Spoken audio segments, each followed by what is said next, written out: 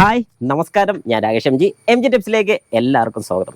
നമ്മുടെ വാഹനത്തിൽ break sound വരുന്നു. അതായത് ബ്രേക്ക് സൗണ്ട് വരുന്നത് ഒന്നെങ്കിൽ ഒരു റിവേഴ്സ് എടുക്കുമ്പോൾ, അല്ലെങ്കിൽ ഫ്രണ്ടിലോട്ട് പൊയ്ക്കൊണ്ടിരിക്കുന്ന സമയത്ത് ബ്രേക്ക് അപ്ലൈ ചെയ്യുമ്പോഴത്തേക്ക് ഒരു കീ കീ കീ കീ എന്ന് പറഞ്ഞൊരു കരയെന്ന് ഒച്ച കേൾക്കുന്നുണ്ട്.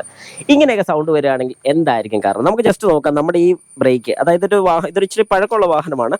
എന്നാൽ ഈ വാഹനത്തിൻ്റെ ബ്രേക്കിൻ്റെ ഒരു അവസ്ഥ എന്ന് പറഞ്ഞാൽ ഇപ്പോൾ ക്ലീൻ ചെയ്ത് സർവീസും കാര്യങ്ങളൊക്കെ തീർത്തിട്ടിരിക്കുന്നതാണ്. ഇപ്പോൾ ഈ വാഹനം ഓടിക്കുമ്പോൾ സൗണ്ടോ കാര്യങ്ങളോ ഒന്നും വരത്തില്ല. എന്നാൽ അതേ സ്ഥാനത്ത് കുറച്ച് നാൾ കഴിയുമ്പോഴത്തേക്കും നമുക്ക് എപ്പോഴെങ്കിലും, അതായത് 2-3 ദിവസമൊക്കെ നിർത്തിയിട്ട് കഴിഞ്ഞ് എടുക്കുന്ന സമയത്ത് ബ്രേക്ക് അപ്ലൈ ചെയ്യുന്ന സമയത്ത് ഒരു ഒരച്ചിലൊച്ച അങ്ങനെ കേൾക്കുകയാണെങ്കിൽ, ഇതിനെക്കുറിച്ച് ഞാൻ നേരത്തെ ഒരു വീഡിയോ ചെയ്തിട്ടുണ്ടായിരുന്നു. അതായത് ബ്രേക്കിൻ്റെ റോട്ടറിൻ്റെ പുറത്ത് ചെറിയ രീതിക്ക് റസ്റ്റ് പിടിക്കുന്നതുകൊണ്ടാകും. അത് മാറ്റി വെച്ചേക്കാം.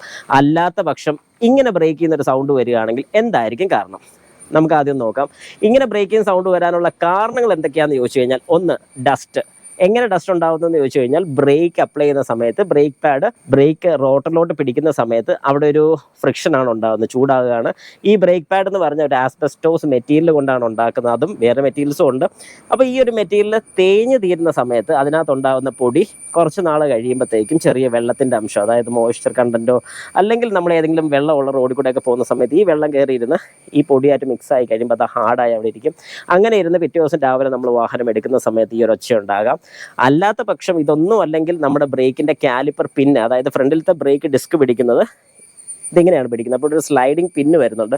ആ ഒരു സ്ലൈഡിങ് പിന്ന് ഏതെങ്കിലും രീതിക്ക് സ്റ്റക്ക് ആയിട്ടുണ്ടെങ്കിൽ, അതായത് കുറച്ച് പഴക്കമുള്ള വാഹനങ്ങളൊക്കെ ആണെന്നുണ്ടെങ്കിൽ, ഈ കാലിപ്പർ പിന്നൊന്ന് ഞാൻ മാറി വിടാൻ റെക്കമെൻഡ് ചെയ്യത്തുള്ളൂ. ഒരു കാരണവശാൽ അതിന് റിപ്പയർ ചെയ്യാൻ വേണ്ടി, അതായത് കാലിപ്പർ പിന്നെന്ന് പറയുമ്പോൾ ഏകദേശം ഒരു 350 രൂപ 400 രൂപ അടുപ്പിച്ച് പിന്നിന് വില വരുന്നുണ്ട്. 2 പിന്നിന് വില വരുന്നുണ്ട്.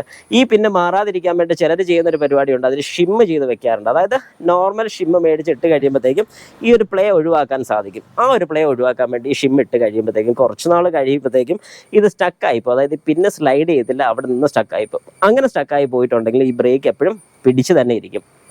ഇങ്ങനെ വരികയാണെങ്കിലും നമ്മുടെ വാഹനം ഏത് നേരം ബ്രേക്ക് ഒരു സൈഡിലോട്ട് പിടിച്ചെങ്കിൽ പെട്ടെന്ന് ബ്രേക്ക് ചവിട്ടുമ്പോൾ വാഹനം ഒരു സൈഡിലോട്ട് പോകാനോ സൗണ്ട് വരാനോ ചാൻസസ് കൂടുതലാണ്. അതും ഒരു കാരണമാണ്. പിന്നെ നമ്മുടെ വാഹനത്തിൻ്റെ ബാക്ക് സൈഡിൽ നിന്നാണ് സൗണ്ട് കേൾക്കുന്നതെങ്കിൽ, അതായത് പുറയിലത്തെ ബ്രേക്കിൽ നിന്നാണ് നമ്മൾ വാഹനം എടുക്കുന്ന സമയത്ത് സൗണ്ട് കേൾക്കുന്നതെങ്കിൽ, അതിനകത്തുള്ള ബ്രേക്ക് ഷൂ ഒരുവിധം തേഞ്ഞ് തീർന്നിട്ടുണ്ടെങ്കിലോ, അല്ലെങ്കിൽ ഷൂ തീരാറായിട്ടുണ്ടെങ്കിലോ, അല്ലെങ്കിൽ ഈ പറഞ്ഞ പോലെ ബ്രേക്കിൻ്റെ പൊടി അതിനകത്ത് കൂടുതലുണ്ടെങ്കിലും ഈ പറഞ്ഞ സൗണ്ട് കേൾക്കും.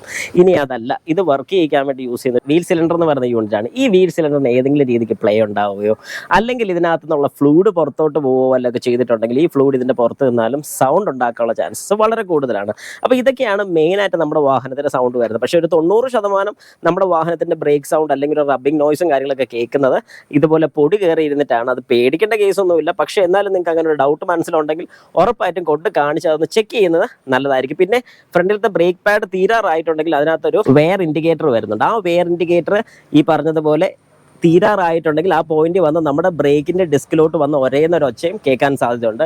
അങ്ങനത്തെ ഒരു ഒച്ച കേൾക്കുകയാണെങ്കിൽ നിങ്ങൾ ഉറപ്പായിട്ടും കൊണ്ടുപോയി ചെക്ക് ചെയ്ത് കൺഫേം ചെയ്യണം.